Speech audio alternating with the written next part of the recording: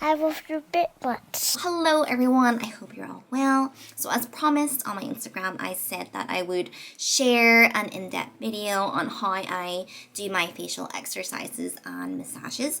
I did make a reel. For the reel it was fine, but there's actually quite a lot of information to condense. So I'm going to show and share as much as I can here really. So it's all in one place. A lot of you guys have actually mentioned you can see a very visible change in my face.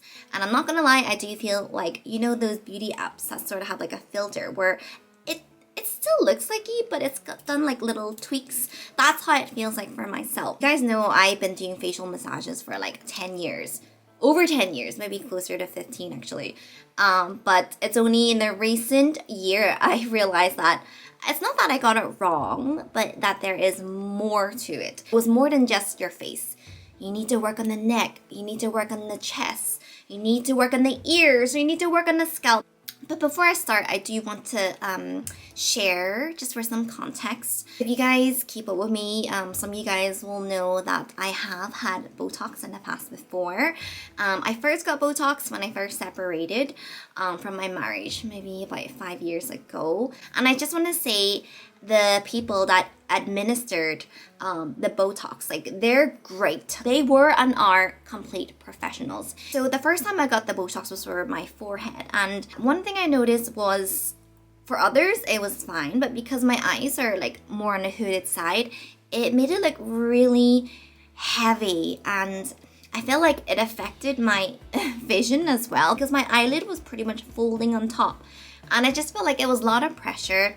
And even though the first dose was like a half dose, second time we halved it again, and then the third time we halved it again. What we came to the conclusion is I am very, very sensitive to it, and even though it's meant to only last 4 to 6 months on myself, it would last like a good year and a half. So I'm quite an expressive person, so I kind of, I like to raise my eyebrows when I talk. Yeah, I decided to live with the lines, versus having like very heavy and hooded lids, because legit I had to draw my brows different because the front was so dripped and there was like this. I had to like draw my eyes in a way to make them look a bit more balanced, and I was wearing like eyelid tape and stuff, so I just decided that it wasn't for me. Also tried getting it in my jaw. It was something that happened gradually through the years where like the right side of my jaw just didn't completely close. Sometimes it would feel quite uncomfortable, so I thought maybe it would help. While it did help with my jaw, it also made my face like very, very, very snatched. But I noticed this is probably something that other people wouldn't notice, but I felt like I was smiling like in a weirder way. I can't describe it, but I can just see. Obviously, I realized that, oh my goodness, no wonder this side was so like tight, because I realized I was only chewing on like the right side of my face. So these days I'm learning to chew more on my left side to like even it out. I've always known the double-edged sword about Botox. What you could also get is something called muscle weakness, because like the muscles on your body, there's muscles on your face, and if you don't work them, they could waste away, they could get weaker, right? Since then, I've just decided to go for a more holistic route. You guys know I've always liked to massage my face. I like to use gua sha, which I still do, which is still great. But I've discovered that there is so much more that goes beyond, that could make so much difference. I definitely feel like my face is so much more snatched, and I don't know if this sounds weird, but I feel like my nose looks smaller too, and I think it's because it's just less swollen. In a nutshell, I will massage my face at least once a week. At least. But the facial exercises, I will do them as often as I can when I remember. But the neck is really important. I always call the neck like the toilet, right? Because you're flushing it to the rest of the body, right? So the neck is always going to be a really good place to start. So when I'm putting on my creams, I love to really move my fingers, and it helps because you've got the cream on, so just the sides of the neck. And I say this, listen to your body, really feel your body. You can feel the areas where it's tender, and it's not tender because you're going too hard, okay? Of course you want to use firm pressure, but it's tender because if you've got like achy muscles, right? If you're massaging it, it feels tender, but it feels good, right? Your body wants it. So that's how I know. Down the sides and your clavicle right here every day with my fingers. I just like to give it a good pump, a good 20 times. There's a pressure point there, and you'll know because it feels really good to press it. And I love to press that area. Like I say, it might take a little time to figure it out, but listen or feel your body. It will tell you those areas. So this technique is something that I find really, really effective. So, you know, I've always had my gua sha, and the gua sha is good for really draining the face, but there's only so much I can do, right? They're good tools, but your fingers can go beyond. So all you really need is to take 3 fingers, okay? And yes, I think it will help if your skin has some lotion. It's not super important unless your skin is like really dry, but you want to start in your jaw, right? When I first did this, it was so tight and almost as if it was glued into my bone. I knew there was stagnation because it was really tender. So you can just start gently by using your fingertips and tracing it, moving back towards the ear, right? You can feel the tenderness, okay? So I've done this enough times that I don't have as much stagnation, but oh my goodness, it feels amazing, especially like the area in your ear. It helps to sort of tilt your head slightly, right? Because gravity has it, so it's easier for you to pull the areas. And you can feel, like, especially if it's close to the hairline, just take your time. I love to do this, especially if I'm in the bath. You know, what else am I meant to do? So I love to go behind the ears, go around the neck, under the jawline. Oh my, I had so much in my jaw right here. A lot of times people think it's like a double chin. It's most likely not that. It's just swollen, you know, it's from years and years. People call it the technique, right? Because we're always looking down, right? So you just want to drain it, okay? So go like that, pull, pull, pull. Just be gentle, pull. The other side, you want to pull, pull, pull, pull, pull. Gently work it back, right? You can do this with your cheeks. This is a really great way to start, and it will make the world's difference. Your face will be a bit tender in the next few days, completely normal. So funny enough, this is something that I only recently discovered for myself in the past few months. And, you know, I did it for myself and I realized it was really working, but I started to see like some accounts reveal that they go to Korea for their massages. And I'm not saying this is the only way they do it, but one of the techniques that was shared happened to actually be similar, like this basically. So I think again goes back to you listening to your body, really feeling it. These areas in particular around your ears is where a lot of stagnation occurs. So it's so good to loosen up with the sides of your neck, like this muscle right here, as you can see. If you know how to work that muscle, it can really help you. So another one I find really helpful, not only for really snatching the face, but good for dark circles is, now it's a bit tricky for me to explain, but the main thing really is putting pressure, right? So this is your ear, right? And you'll notice, like, if you put your finger, it kind of, there's like a little dent where it sinks in. And basically where that is the side of that muscle I was telling you about. So you want to take your knuckle like this of your index finger, and you're not pushing it in. Imagine if it's sort of like a 45 degrees, okay? So it's not like that. It's more like that, 45 degrees. It really helps if you take a finger to like lift the ear slightly, whereas this one sort of pulls. Okay, it's not really moving, it's just putting pressure. Okay, and if you open your mouth slightly when it happens,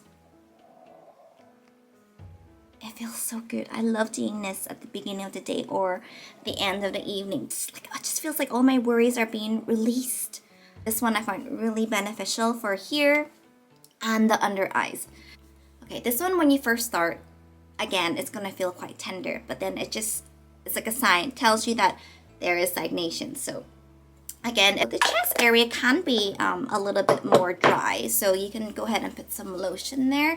You don't need to put a whole lot, otherwise it'll just be way too slippery. But basically, just taking your index finger and your thumb.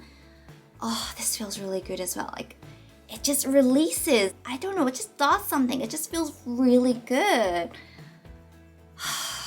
And breathe, and you just gradually work your way up. But sometimes it's just nice to hold. Feels so good. Give it a wiggle, move up, I think this is called your trapezius. This is also a lovely muscle too. It's all connected, guys. Your face is connected to your neck, it's connected to your shoulder. Okay, so in terms of drainage, I find that those techniques really help to depuff my face. I've had this gua sha for God knows how long, so it's very sentimental to me. But I have two, because sometimes it's just handy so I can do both of them at the same time. I use my gua sha usually when I'm in the bath. I find the gua sha really effective, especially because your body's kind of wet. It just works really effectively in the bath. So if you haven't gua sha'd well in the bath or shower, I recommend you to try it, especially in your neck area. I also like to keep it at my bedside when I'm about to go to bed. Can you see? Every gua sha, usually there is like a pinched end. Basically, I'll hold my brow and I'll just gradually work along my brow bone and work that muscle. And it feels amazing. It feels tender again. It's not tender because it's not because of the pressure that I'm putting on is too much. It's tender because it's like those muscles, those achy muscles, right? It feels good. Yeah, these are great on days when you've been crying, if you've got hay fever. If I want to get my double eyelid back, I love to go like this as well. Especially if my hair is freshly washed, I love to just put my fingers up and just move it in circles. You know, because over time, like that scalp ends up sticking to your skull and you just want to take time to loosen it. And again, when you first do it, it's gonna feel achy. And if it feels achy, it's a sign that there is stagnation.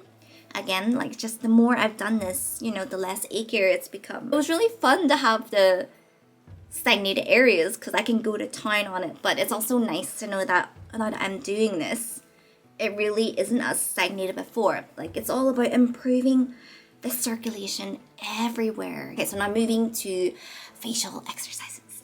So facial exercises is fun, and I love that this is something that I can just do anywhere. When I'm in the grocery store, when I'm queuing, I didn't know that, you know, when it came to the eye areas, I used to spend a lot of effort like massaging it, doing things, but I didn't know actually that your cheek muscles have a lot to do with it because, you know, over time, you know, your cheeks, like your cheekbones sag, and when it pulls down, right, these indentations just end up looking deeper. By working the cheek muscles, not only do you help this indentation, it also helps these like deep lines here because, you know, it's being lifted, right? I actually find the results coming in pretty quick. So, and this is something that like might require practice, so I do recommend doing this in front of a mirror. Easier way to start would be to make like a little O with your lips, so just like this. And then you want to stick your tongue out slightly, not too much. And if it helps, raise your chin up a little bit so it looks like this. Okay?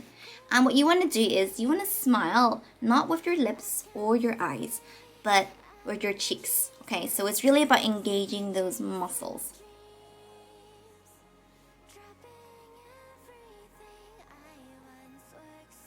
Some people would be very visible because it really depends on, you know, everyone's bone structure. A few minutes a day is all you need. Another really effective one that I love to do. Now, again, not everyone can move their ears. I understand this, but you know, by moving your ears, again, it's all connected, right? This part, we're using this part of the muscle here. I don't know if you guys can notice, but my ears are moving. This one is more discreet, so I can do this when I'm out and about.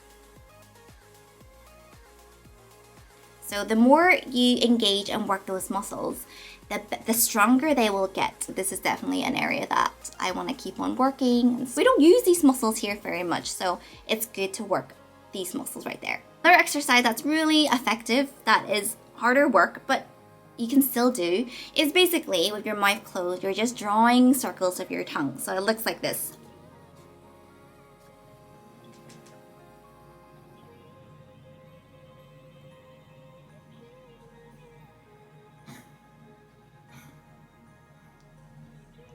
So this one is also a really effective one as well if you want to improve your expression lines. Every day just doing 10 is enough.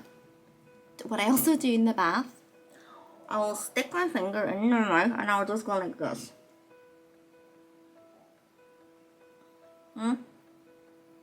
Another one that I do is just if I puff up my lips, And then literally my fingers, I'm just tapping.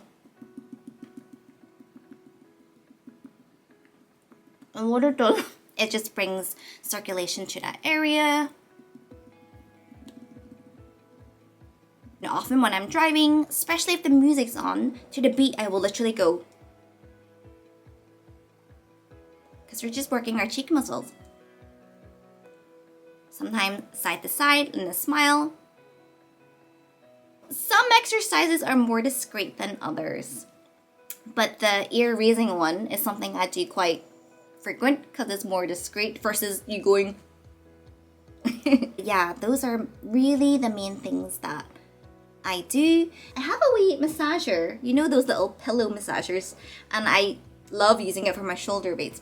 And I've had it for like 10 years and I've always used it to massage my shoulder blades, but recently I started using it for my head, to massage my head at night. In a nutshell, everything is connected, okay? I know you've been paying a lot of attention to the face, but it's more than that. It's your ears, it's your neck, it's your chest, it's your scalp. Massaging those areas can make such a big change. And then obviously, you know, working the cheek muscles to lift the face. If I'm out and I'm taking my kids and I'm watching them have their swimming lesson and I've got nothing to do for 30 minutes, like I can just sit there for 30 minutes and I'm just massaging away, you know, just underneath my clavicle, I should really learn the names of the muscles. Is it your trapezius? I'll massage here. Better the circulation, better it's gonna be up here. I hope this was helpful and I will talk to you guys very soon.